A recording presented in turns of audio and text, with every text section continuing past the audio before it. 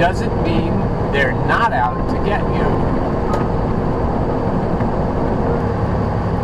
I was having dinner with my girlfriend last night, and we were talking about whether the universe is benevolent or not.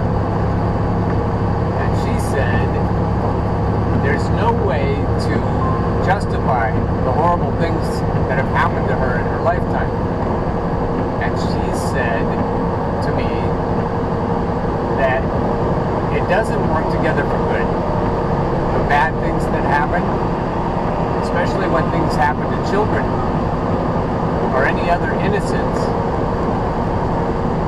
which you could make the case is everybody or nobody. She says, no, it's just bad. When bad things happen, they're just bad. It's just the way it is. I'm reminded of the movie Fiddler on the Roof, when two men are arguing, and Tevye looks at one and he says, you are right. And then he looks at the other one and he says, you are right. And then another man says, well, they can't both be right. And Tevye looks at him and says, you also are right. And I think that's the secret of understanding the universe. Because if you believe that all things work together for good, you are right. And if you believe that bad things are just bad, you also are right. And I think the recent discussion about the little tailor is relevant, because the little tailor chose to believe horrible things were for his benefit. And he would say, what marvelous luck that this happened. And then somehow it would turn out to be just as he said, marvelous. And I believe, without victim blaming, without victim shaming, because it's always a danger, that he also is right. And that way of thinking can be a threat to people who just don't want to see it that way, or who can't. And I have never lived in my girlfriend's shoes, so I can't say. I can't tell her. But even though she's lived in her shoes, she can't say either for sure. So I could say, well, it works for me when I do it, but I can't say that it would work for her if she does it. We often look at other people and we say, if I were in that person's situation, it would be so great. And the grass is always greener over there. If I were as lucky as that guy or that girl, I would clean up in life. I would just have everything going my way. I understand, and I can't say that you're wrong. I'm not going to say I'm right either. I'm not going to say that all you have to do is assume that everything's going to be for your benefit, and it will be. I can believe that, but that's different than just saying, no, it's so. That's the way it really is. That's a law of the universe. And I have said things like that. That it is a law of the universe. If you believe and expect, if you have faith the size of a mustard seed, you'll be able to do miracles. You'll be able to change your story, and you'll be able to change the story of the entire universe. But just because I believe it doesn't make it true. What it does, though, is put me in a different mindset. It puts me in a different frame.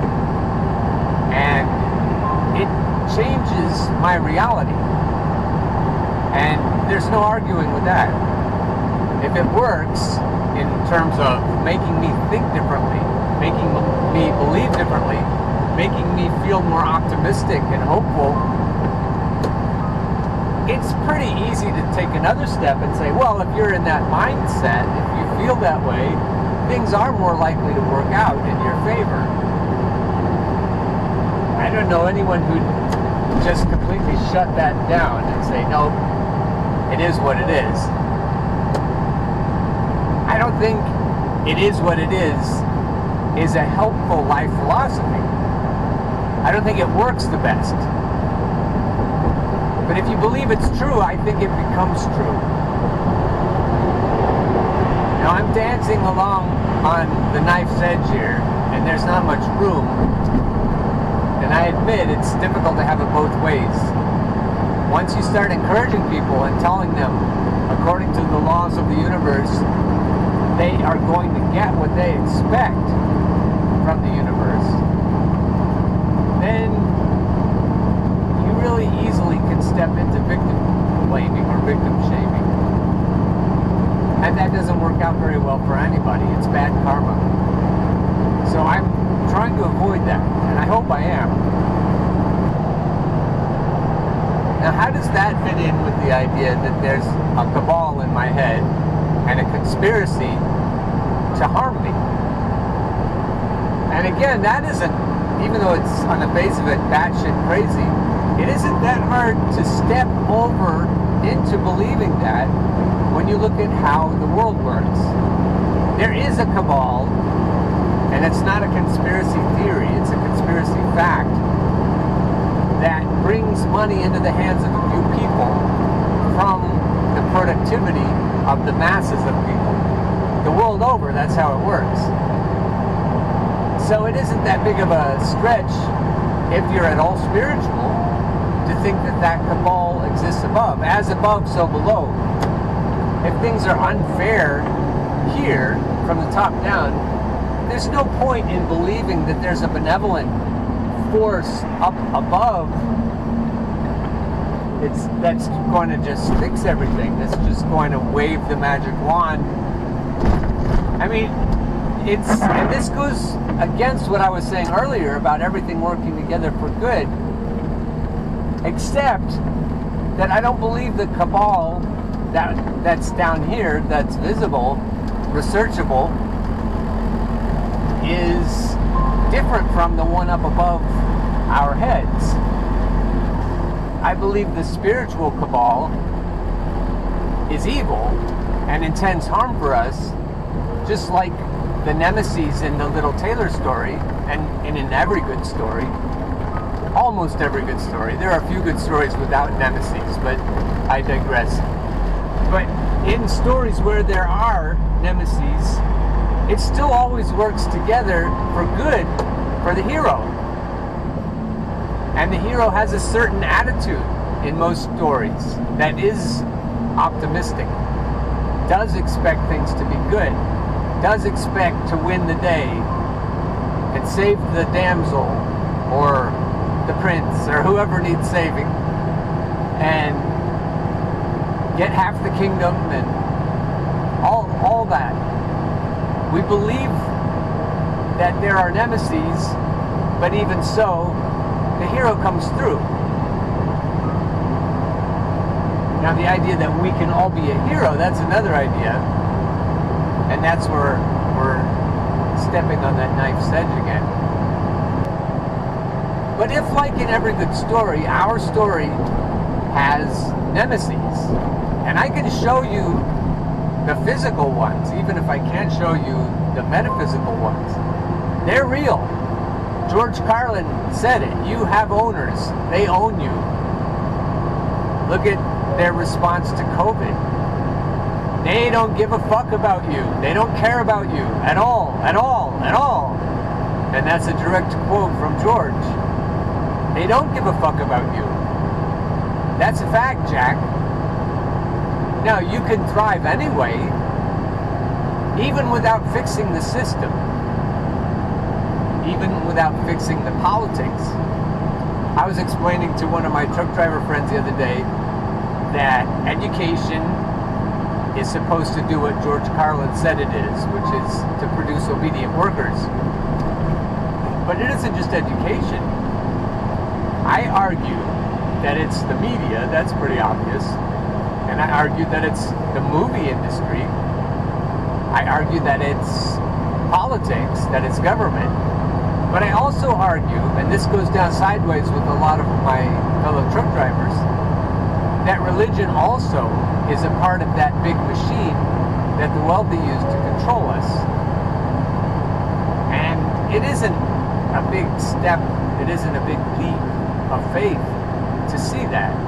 To see that the point of religion, or at least one of its central points, is to control us, to remove our freedoms. We're supposed to fear God. We're supposed to fear the consequences of hell. We're supposed to see ourselves as sinners. We all have sinned and fallen short of the glory of God. And if we start with that basic premise that we are unworthy, then it's easy to control us. And that's why I think it has to start there. That's why religion, not every religion, but a lot of the ones that we have available, the ones that we know the most about here in the United States and in the Western world, they're there to control us. That's how they start, and they start for that reason. Not only that, they seem especially designed to control women. They seem very patriarchal. Now you can say that men invented the religions to control women. You can even say that there is a God, a metaphysical, real God, who invented religion to control us. It could be like the Matrix. God could be a bunch of machine minds all working together to enslave us and harness our energy. That is a wild and fanciful idea, but yet it isn't. It isn't that crazy. That's one of the main memories I have of watching The Matrix for the first time, was how likely it seemed to be true. And even though I'm batshit, I'm not the only one who's had that reaction to The Matrix. And the more you look around, the more it looks like The Matrix. And the more George Carlin looks like a true genius. And the more George Orwell looks like a true genius.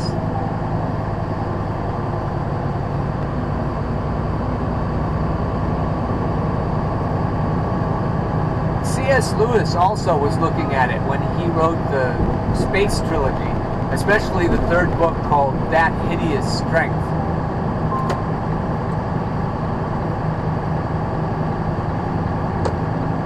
And C.S. Lewis, more than the other people I've been talking about, make a connection between the evil here and the evil down below us or up above us. The screw tape letters also can help you make that connection.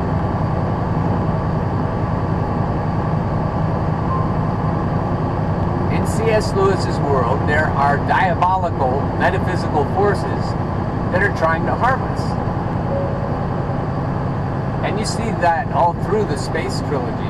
All three books have that premise.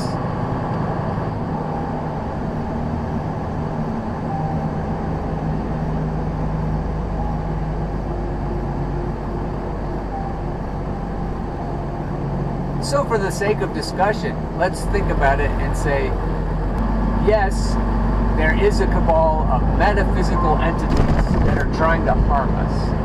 Let's just take that as a starting point for a discussion, whether we believe it or not. And let's say, if that's true, then what? And I would say, if that's true, it would explain a lot about how things work in the world and how things don't work in the world. It would seem to me to be very obvious that the way things are, if there is a benevolent force, would look a lot different. But yet, I keep saying that all things work together for good if you believe they can.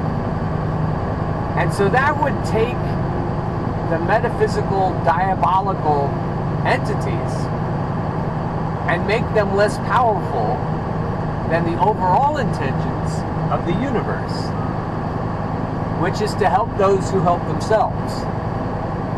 That isn't in the Bible anywhere. Well, it kind of is. But it still is something I was taught from childhood, that God helps them who help themselves.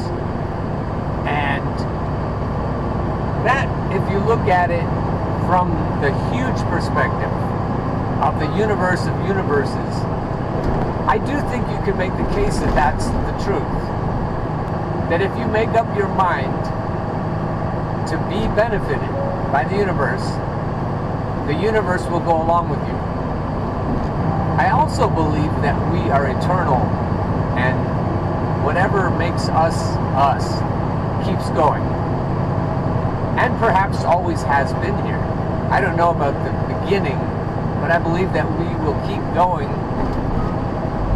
And if we stop, the energy has to go somewhere. And I don't know if the energy has to keep going as our individual entities. You could say souls, but that word has a lot of trappings. But if what makes me keeps going or not, I think the energy keeps going, whatever I'm made up of. So I guess the conclusion is that you're about as happy as you make up your mind to be, even though you can't roller skate in a buffalo herd. That's a good old song. And if you believe that all things work together for your good, then they will.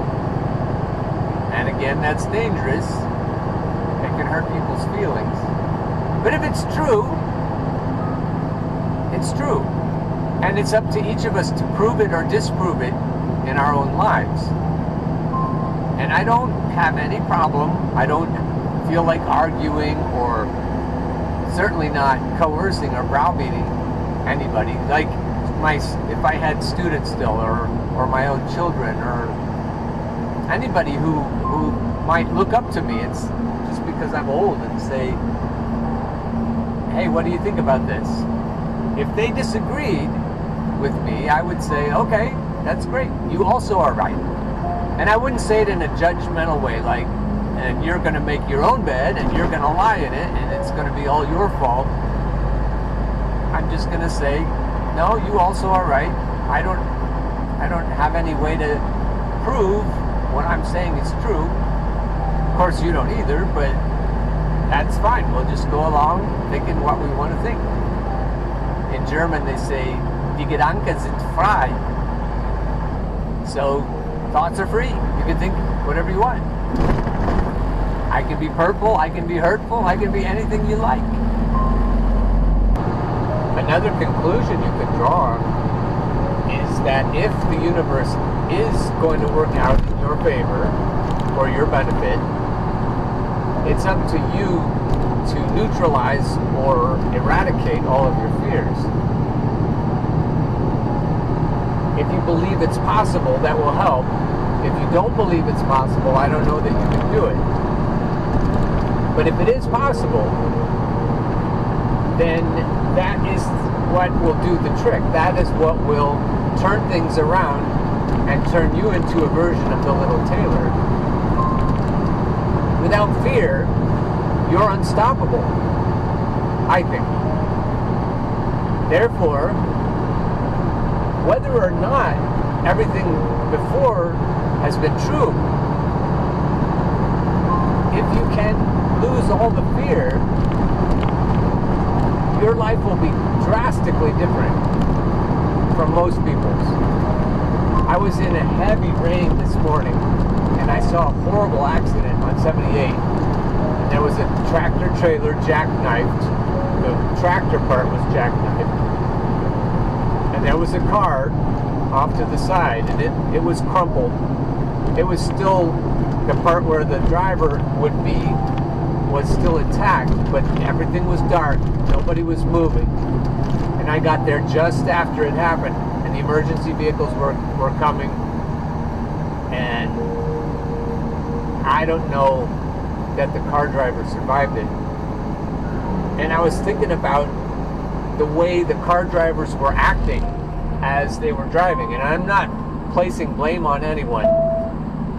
But I am saying that when car drivers or truck drivers act afraid in inclement weather, or anytime they're driving, they're not driving their best. My guess is that the car was going along and the rain got really heavy and visibility got poor and the car slowed down and the truck couldn't, and if the truck was in the left lane trying to dodge all the scared car drivers, because trucks still have to make their appointments whether it's raining or not, whether they're afraid or not. That's a sad thought. But if there are lots of white-knuckle car drivers slowing way down, it's going to create a difference in the speeds that people are going. And the heavier vehicles are going to be going faster than the lighter vehicles. And that's what it looked like. That's what happened. So eradicating fear is not a small thing. Maybe it's not easy to do, but you can certainly argue that if you do it, it's going to change a lot of things in your life. Not just for you, but for people around you. If you're in a relationship with someone who's controlling, they're probably afraid.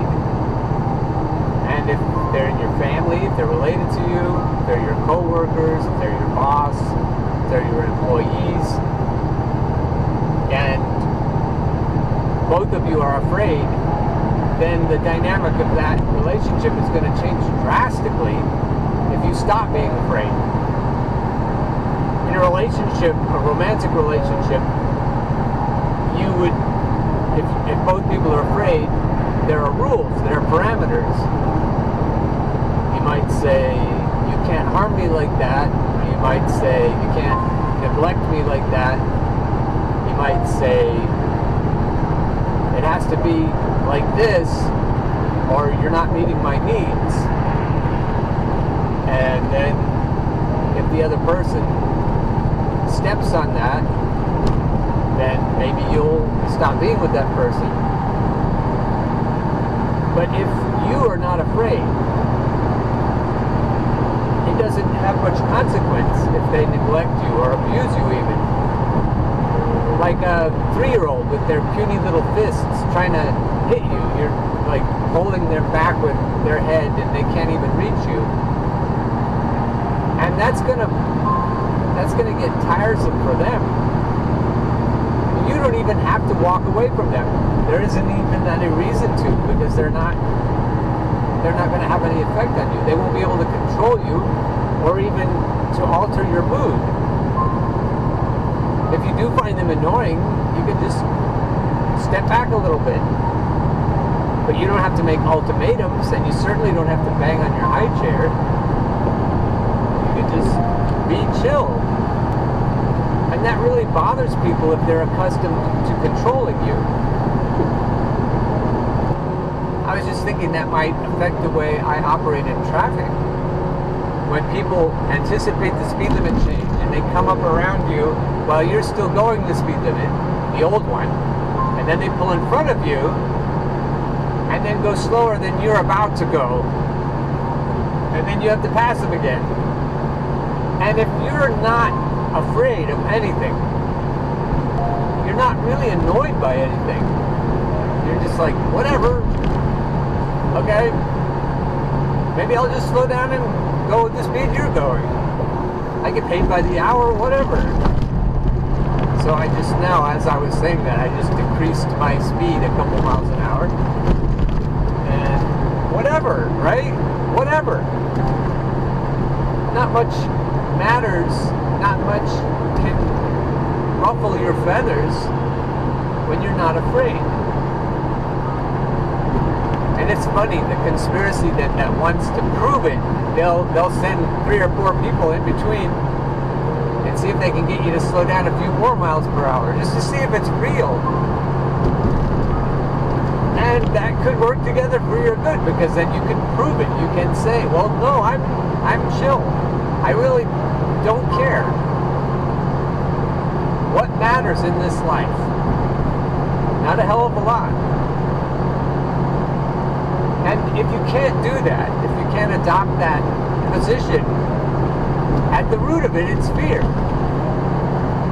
Fear of being late, fear of someone thinking less of you because you're late, or whatever else could happen to you. You might lose dollars along with your time. What are dollars? There's somebody else. Dollars are points on a chalkboard. I guess they have dry erase boards now. And so you have two teams, and you say, we're going to have a little game, and we're going to see who has the most knowledge of Beethoven symphonies. True or false? And then you start into your quiz, and one team is trying to beat the other team. And you put points on the board.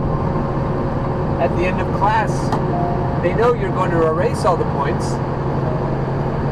But if you're dealing with middle school kids or university kids, they try pretty damn hard to beat each other.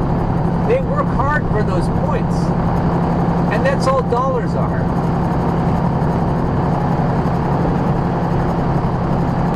The Fed just spends them into existence, just like the points on the board. They're nothing real. There's nothing attached to them that's real. And yet we leap about trying to get ahead of each other based on those dollars that aren't real. If we ever figured that out, one thing we'd have to do is figure out how to grow our own food, but we'd figure out that it's really hard to control us if we stop chasing dollars. That's the ultimate reward when you stop being afraid, is that not only can other people not control you, but your own emotions can't control you. And I think of it as the cabal in my head can't control me. If I'm not afraid, I'm untouchable. I'm bulletproof. I'm Neo in the Matrix. I can dodge the bullets. I can do all manner of fancy martial arts shit. I'm unreachable.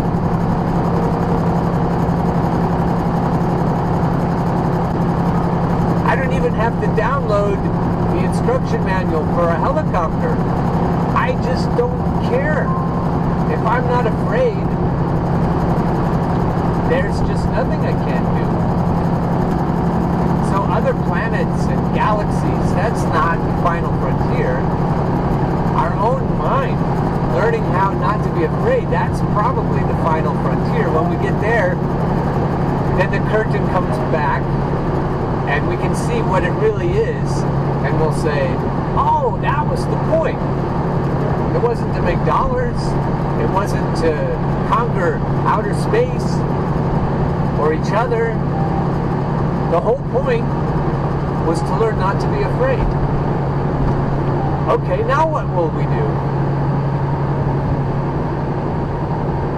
And the kinds of things we'll do then, and what motivates us then, will be a lot different than it is now.